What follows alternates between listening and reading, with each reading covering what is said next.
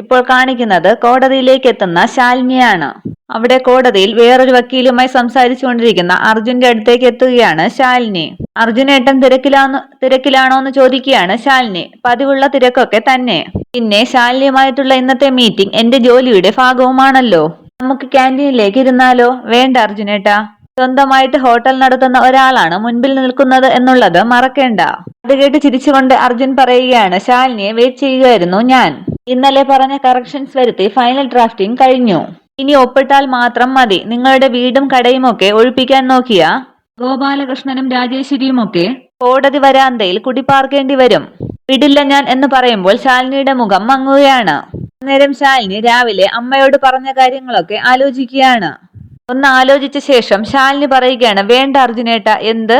നമ്മൾ കേസിന് പോകുന്നില്ല. അതെന്താ? അവരുടെ ഭാഗത്തു നിന്ന് എന്തെങ്കിലും ബ്ലാക്ക് മെയിലിംഗ് ഉണ്ടായോ? ഏയ്, അതൊന്നുമല്ല. പ്രശ്നം അമ്മയാണ്. അർജുനേട്ടനെ കാണാൻ വേണ്ടി ഞാൻ വരുന്നു എന്ന് പറഞ്ഞപ്പോൾ തന്നെ അമ്മയ്ക്ക് പേടിയായിരുന്നു. ഞാനിനി വല്ല കേസിനും തുനിഞ്ഞിറങ്ങിയിരിക്കുകയാണോ എന്നാണ് അമ്മ ചിന്തിക്കുന്നത്. കേസായി കഴിഞ്ഞാൽ ആ ആദി കൊണ്ട് ഉരുകിത്തീരും എന്റെ പാവം ശാരദാമ്മ. അത് കേട്ട് അർജുൻ ചോദിക്കുകയാണ്, അതുകൊണ്ട് അവരെ അങ്ങ് വെറുതെ വിടാമെന്നോ? ഏയ്, അങ്ങനെയല്ല. അമ്മയെ എല്ലാം ഒന്ന് പറഞ്ഞു മനസ്സിലാക്കാൻ വേണ്ടി എനിക്ക് കുറച്ച് സമയം വേണം. ആ മനസ്സിലെ പേടിയും ശാന്തിയും ഒക്കെ ഒന്ന് ഒതുങ്ങട്ടെ.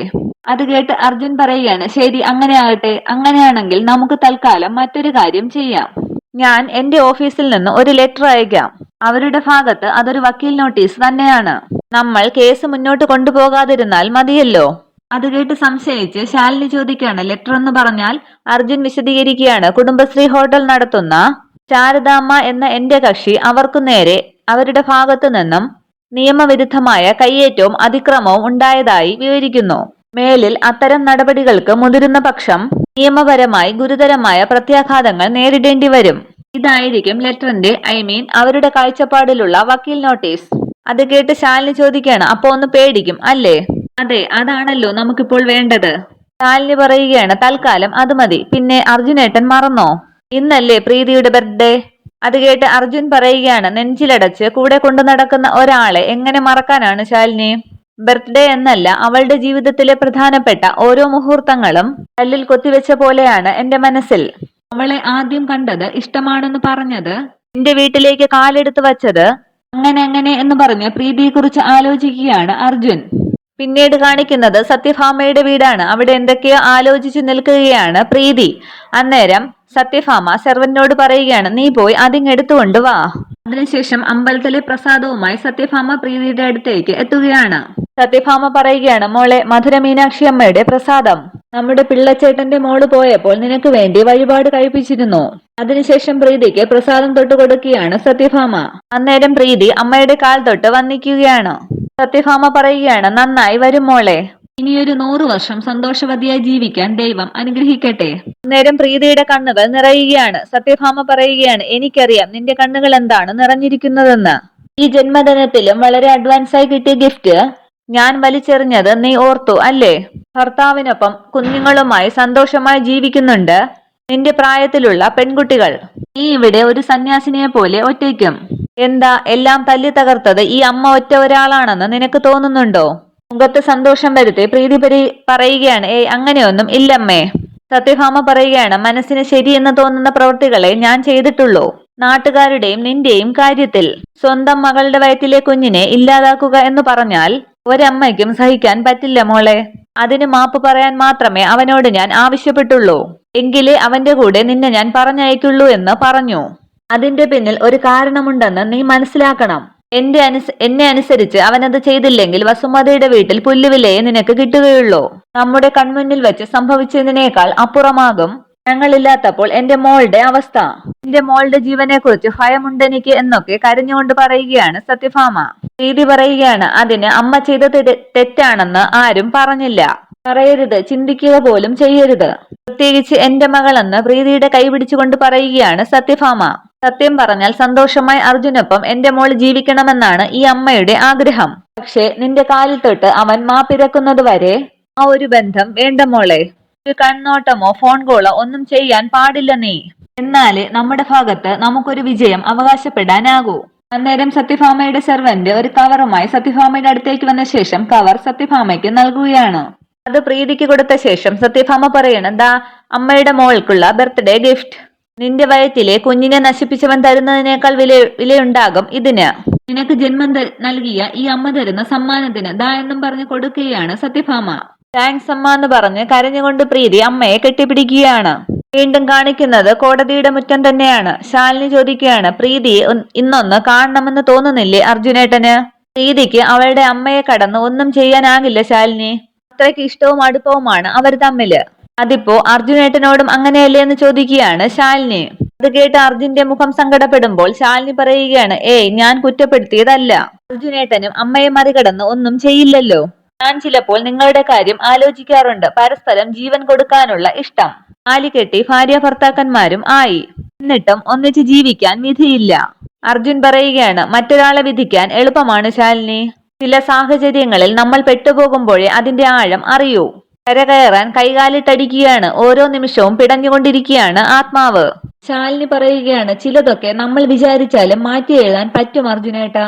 ഞാനിപ്പോൾ എന്ത് ചെയ്യണമെന്നാണ് ശാലിനി പറയുന്നത്? തൽക്കാലം ചെറിയൊരു കാര്യം, ആ ഫോൺ എടുത്ത് പ്രീതിയെ ഒന്ന് വിളിക്കാമല്ലോ, ബർത്ത്ഡേ വിഷസ് പറയാമല്ലോ. എന്റെ നമ്പർ സത്യഭാമയ്ക്ക് അറിയില്ലേ ശാലിനി? അവളെ ഞാൻ വിളിച്ചാൽ പിന്നെ അതിന്റെ പേരിലാവും ഭൂകമ്പം. അന്ന് ആ അമ്പലത്തിൽ അവരുണ്ടാക്കിയ കലാപം ശാലിനിയും കണ്ടതാണല്ലോ. ഞാൻ കൊടുത്ത ഗിഫ്റ്റ് പോലും അവർ വലിച്ചെറിഞ്ഞു. അത് കേട്ട് ശാലിനി പറയുകയാണ്, അർജുനേട്ടന്റെ ഫോണിൽ നിന്നും വിളിച്ചാലല്ലേ ഉള്ളൂ കുഴപ്പം. എന്റെ ഫോണിൽ നിന്നും വിളിക്കാമല്ലോ. വിളിക്ക് അർജുനേട്ടാന്നും പറഞ്ഞ് ശാലിനി തന്റെ ഫോൺ അർജുന് കൊടുക്കുകയാണ്. അത് കൊള്ളാം, താങ്ക്സ് ശാലിനി എന്നും പറഞ്ഞ് ശാലിനിയുടെ ഫോൺ വാങ്ങിച്ച് പ്രീതിയെ വിളിക്കുകയാണ് അർജുൻ. അന്നേരം സത്യഭാമയുടെ വീട്ടിൽ പ്രീതി അമ്മ തന്ന ഗിഫ്റ്റ് നോക്കുകയാണ്. അടുത്തിരുന്ന് കണക്കെഴുതുകയാണ് സത്യഭാമ. അന്നേരം പ്രീതിയുടെ ഫോൺ ബെല്ലടിക്കുകയാണ്. സത്യഭാമ പ്രീതിയോട് എടുക്കാൻ പറയുകയാണ്. പ്രീതി ഫോൺ എടുക്കുമ്പോൾ ഹാപ്പി ബർത്ത്ഡേ മൈ വൈഫ് എന്ന് ഉച്ചത്തിൽ നിലവിളിച്ചു പറയുകയാണ് അർജുൻ. അത് കേട്ട് പ്രീതി താങ്ക് യു എന്ന് പറയുമ്പോൾ പെട്ടെന്ന് സത്യഭാമ പ്രീതിയെ നോക്കുകയാണ്. ആരാന്ന് സത്യഭാമ ചോദിക്കുമ്പോൾ പ്രീതി പറയുകയാണ്, കൂട്ടുകാരിയാണമ്മേ മുംതാസ് ബീഗം. അതിനുശേഷം ഫോണുമായി പുറത്തേക്ക് പോവുകയാണ് പ്രീതി. പ്രീതി ചോദിക്കുകയാണ്, ഇതേതായി പുതിയ നമ്പർ? സാധാരണ വിളിക്കാറുള്ള ഫോൺ അല്ലല്ലോ. ഇത് ശാലിനിയുടെ നമ്പറാണ്, എന്റെ അടുത്തുണ്ട്. അവളുടെ ഫോണിൽ നിന്നാണ് ഇപ്പോൾ ഞാൻ സംസാരിക്കുന്നത്. അത് കേട്ട് സന്തോഷത്തോടു കൂടി പ്രീതി പറയുകയാണ്, എന്റെ ദൈവമേ, 100 കോടി താങ്ക്സ് പറഞ്ഞാലും മതിയാവില്ല ശാലിനിക്ക്. അർജുനേട്ടൻ ഇന്നൊന്ന് വിളിച്ച് വിഷ് ചെയ്തിരുന്നെങ്കിലെന്ന് എത്ര തവണ ആലോചിച്ചെന്നോ ഞാൻ. അത് കേട്ട് അർജുൻ പറയുകയാണ്, ഞാനും. അതിനിടയിലാണ് ശാലിനി രക്ഷയ്ക്കെത്തിയത്. എന്തായാലും സംസാരിക്കാൻ പറ്റിയല്ലോ, അത് തന്നെ മഹാഭാഗ്യം. അല്ല, ഇപ്പോൾ എവിടെയാണ് അർജുനേട്ടൻ? കോടതിയിൽ. കേസിന്റെ ഒരു ആവശ്യത്തിന് വേണ്ടിയാണ് ശാലിനി വന്നത്. പ്രീതി പറയുകയാണ്, സത്യം പറഞ്ഞാൽ നേരിട്ടൊന്ന് കാണണമെന്നുണ്ടായിരുന്നു എനിക്ക്. ഇന്നത്തെ ദിവസം എന്ന് പറയുമ്പോൾ അർജുൻ പറയുകയാണ്, അറിയാം, എനിക്കും ആഗ്രഹമുണ്ട് പ്രീതി. പക്ഷേ ശത്രുരാജ്യത്ത് തടവിലല്ലേ നീ? എങ്ങനെ സാധിക്കുമെന്നാണ് എനിക്കറിയാത്തത്. പ്രീതി പറയുകയാണ്, എങ്ങനെയും സാധിക്കുമെന്നാണ് എന്റെ മനസ്സ് പറയുന്നത്. എന്തായാലും ഫോണിലെങ്കിലും ഒരു വിഷ് കിട്ടണമെന്നുള്ള എന്റെ ആഗ്രഹം ദേവി സാധിച്ചു തന്നല്ലോ. അതുപോലെ തന്നെ ഇതും സാധിക്കും, ഉറപ്പാണ്. പക്ഷേ എങ്ങനെ? ഞാനങ്ങോട്ട് നേരിട്ട് വന്നാലുള്ള അനുഭവം നിനക്കറിയാമല്ലോ.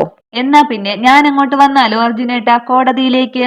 ചിരിച്ചുകൊണ്ട് അർജുൻ പറയുകയാണ്, യു ആർ ഓൾവേസ് വെൽക്കം. പക്ഷേ അത്രയൊക്കെ ധൈര്യമുണ്ടോ എന്റെ പ്രീതി കുട്ടിക്ക്? വിപ്ലവ ധൈര്യമെന്ന് കേട്ടിട്ടില്ലേ?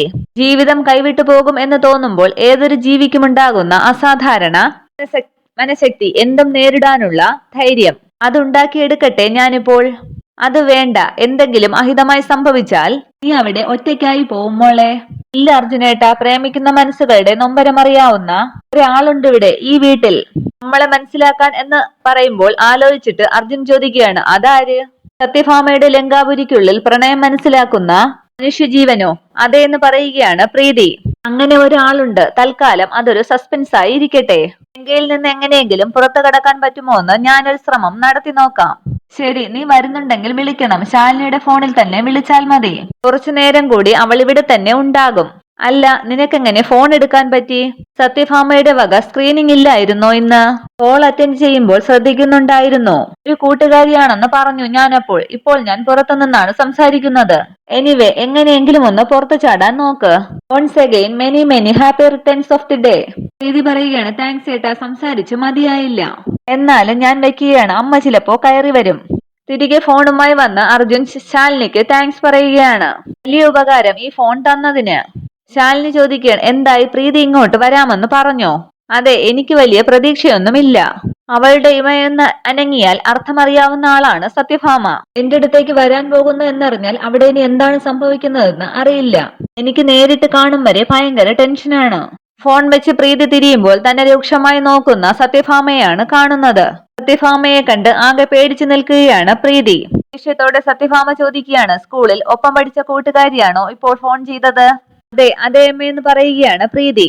എന്താ പേര് പറഞ്ഞത്? അത് മുന്താസ് ബീഗം.